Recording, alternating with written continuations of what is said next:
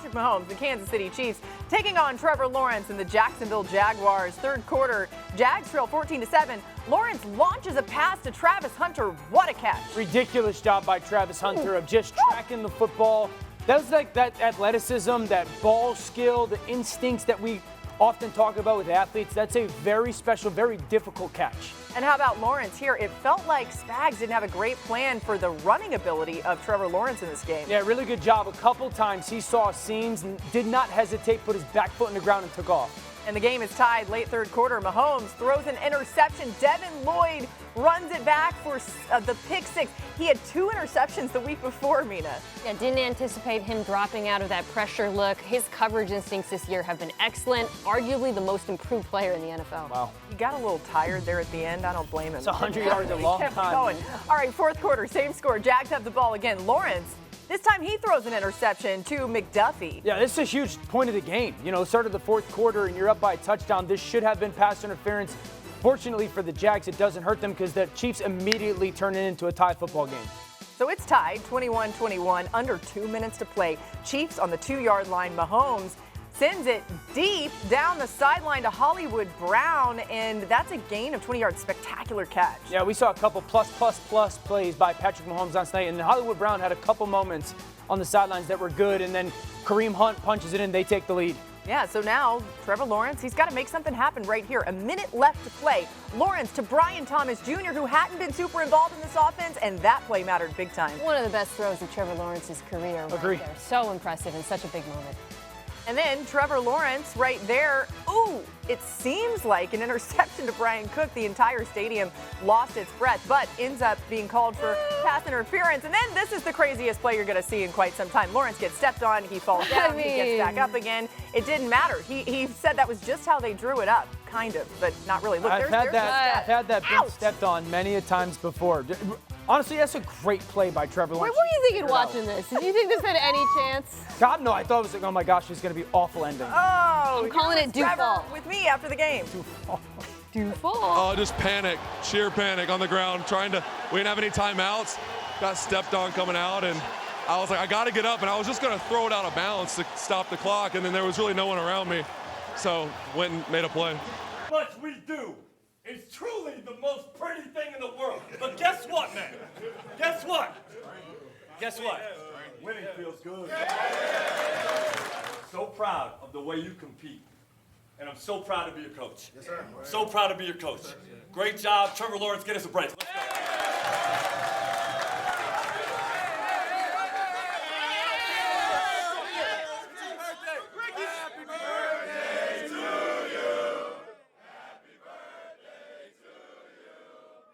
Let's go.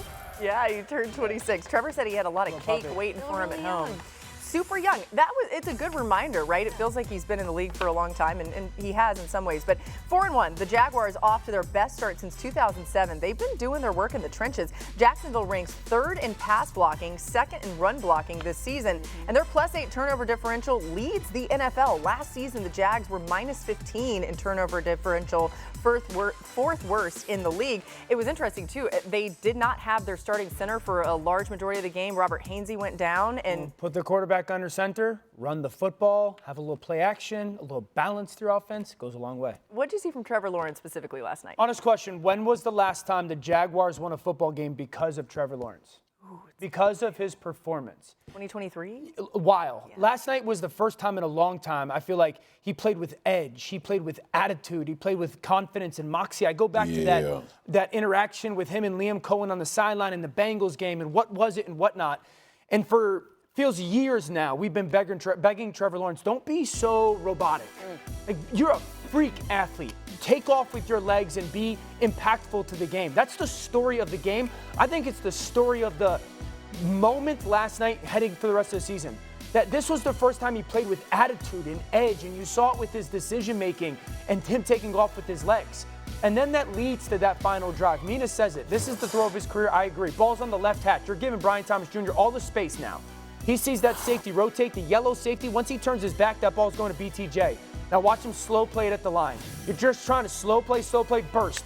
And the burst matters because it gives him an opportunity to save space to the sideline for that throw. Best throw of Trevor Lawrence's career, biggest moment. Now this one's interesting because it's a big completion to get him closer. Travis Hunter goes in motion. No one runs with him. So naturally as a quarterback, you think you're in zone, or they're in zone as a defense. Catches the snap and he sees the safety rotate the middle field. Okay, it's one high. Then he works to his left and in one hitch realizes it's man. Brian Thomas Jr. is getting pinned low. You've got leverage to De'Ami Brown on the outside, and it's another perfect throw. Like that's the thing that was so impressive last night was I saw this guy stare across the sideline to the best player in the world and be like, I can play with you. Yeah. And finally do it. And then the throws to win it were, it's why he went number one. But we haven't seen that version of Trevor Lawrence. I'm glad you included the Brown throw. The Thomas Jr. throw has correctly gotten a lot of attention, but that throw was really impressive. Like, that was really good coverage on him. Quick, too. And it took me back to, you asked when was the last time they were winning games because of Trevor Lawrence. I think back to the season when they went to the playoffs where he was really playing out of his mind. And that throw, the out, was probably the best tool in his arsenal that season. Throw. He was 9 for 9 on outbreakers. It's something that Brian Thomas Jr. is excellent at. And it was crucial because going into this game, I thought they're going to run the ball well. The Chiefs sold out to stop the run on a lot of occasions and said, Trevor, beat us, throwing outside the numbers, and he did. Yeah. I think that's really encouraging. I'd like to see more downfield targets to Travis Hunter because you saw him reward him just for the it. ball skills. The ball skills are unbelievable. Even if the route running's not there, I don't care. His willingness to be a runner. They said he's their best blocking wide receiver, too. I mean, he Travis does is, so yes. much. Yes. He also, too, like watching him on the sideline, he never sits down. It's crazy. Obviously, he's involved in both sides, but even when he could get a break, tired playing both I don't know. sides. I'm watching him thinking, I'm tired just watching you. The Devin Lloyd pick six was a turning point. How did that happen? I loved it. It was a simulated pressure. Everybody hugged up into the line of scrimmage. And if you look pre to that, Devin Lloyd was kind of hanging. You didn't know. And he fooled Pat for real because early in the down when they were lining up as a defense, he wasn't into the line of scrimmage. And it's almost like he baited him. And these things don't usually happen to Patrick Mahomes, but it looked so good and they thought they were going to be able to get this quick slant underneath to Juju. But it was just a phenomenal play by the linebacker. He baited Pat Mahomes, which is rare, especially in those type of situations. But ultimately, this dude has been playing out of his mind. There's 2 interceptions last week, understanding where he needed to drop in that hook zone, understanding to get his hands up and try to just be in the way of whatever that quick game was going to be, and it turned into a 99-yard interception. I love the fact that they played games with the Kansas City Chiefs from a defensive standpoint. That is what I always mean when I talk about defenses dictating what offenses do. That is a great example of it. They knew their plan. Devin Lloyd knew where he should have ended up pre-snap, and he got there fast enough to take it to the crib. Yeah, earlier I said Devin Lloyd might be the most improved player in football, which isn't to say, he was so bad before. But I think with him, we're seeing something that we often see in the NFL, which is the linebacker position is really hard. Yeah. It takes a while to learn, to master. Yeah. He's had different coaches. But to Marcus's point, you don't get interceptions, the number he leads the league right now, through luck. There's such an awareness when you watch him in coverage of where the quarterback wants to go with the football. That comes through experience, and it's a reminder to these teams. Sometimes you got to be patient with the linebacker position in particular. Yeah, I think there were some, I want to say new additions, but maybe some guys that have grown. Like Jordan Lewis made a big stop on third down. Really that was huge. That long drive that Kansas City, I think they converted. They were like 2nd and 34 at some point on that drive. Like 6 minutes of the clock. Long drive. And the great thing with Devin Lloyd is, and this is why coaching matters so much. We're talking about Trevor Lawrence and Liam Cohen. You can see, like, Devin Lloyd steps into the line of scrimmage. He sees that the center, Creed Humphrey's going to block him, so he backs out. Right when he takes a step out, you can see his head snap to Juju. Right when he sees Juju for one step coming back, like, towards his way, he snaps his head back to Patrick. Eyes back. You could just tell the coaching and the preparation of, hey, if you do this, you're looking for this. And, like, it's not by accident that play happens. No, he had seen some things on film, too. Yeah. He was excited for that game. He felt like they had a chance to maybe make some interceptions, and sure enough, he did. All right, the Jaguars now have a 77% chance to make the postseason, according to ESPN Analytics. Look at that. The 3rd best mark among AFC teams. Entering the season, that number was at 36%. The Chiefs now have a 64% chance, only good for the 8th best in the AFC. Ravens and Texans each have less than a 50-50 shot. So that's what the AFC looks like now, 5 weeks in. All right, we're just getting started here on NFL Live. We're back on NFL Live. What a week it was. Okay, there were 6 double-digit comebacks in Week 5 alone, tied for the most in a single week since the 1970 merger and most in a decade. And for the whole season, we've now had 17 games decided with a go-ahead score in the final minute of regulation, also the most since the merger.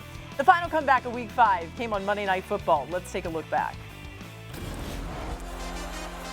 Obviously, things didn't start off great for us. Got in a 14-point hole early, and we just kept battling, kept fighting. Picked off! Devin Lloyd down the sideline. Pick 6! A minute 48 to go. Andy Reid's team down 3. Hunt in for the touchdown. I thought this was a great opportunity to show everybody what kind of team we are. First and goal with 30 seconds left. Lawrence goes down, has to get up. Breaks the tackle. Touchdown, Jacksonville. Jaguars win it. They'll be partying in Duval County tonight. When you see that, it's a reminder that the Chiefs were ahead. If Trevor Lawrence doesn't orchestrate an incredible drive there that had its highs and lows, they would win. Mina, are you concerned about the Chiefs' offense, though, after last night? The opposite. I feel as good about this offense as I have in quite some time, for a litany of reasons. But you guys, I like to use success rate because it accounts for down and distance. Last night, the Chiefs had their best offensive success rate in a single game since 2022. That's crazy, but I believe it.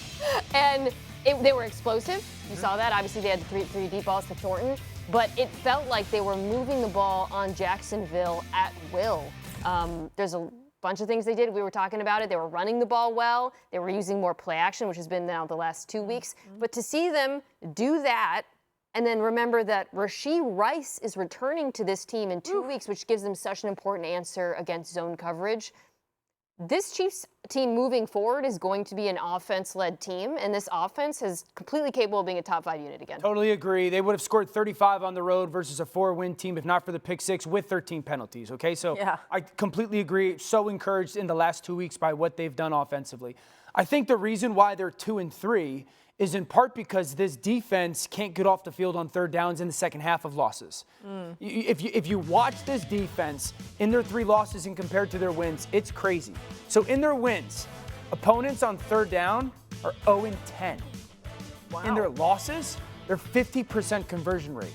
So you're just looking at a defense that for the longest time, because I was thinking week 1, Chargers went down the field and sealed the game. Last night, Jaguars go down the field and win the game. And it's shocking to see a defense that has for the longest time had the closer of a Chris Jones or a Karlaftis or a Snead making a play or a Justin Reed making a play. I don't know if they have that person right now that is playing up to their level. Chris is obviously a Hall of Famer.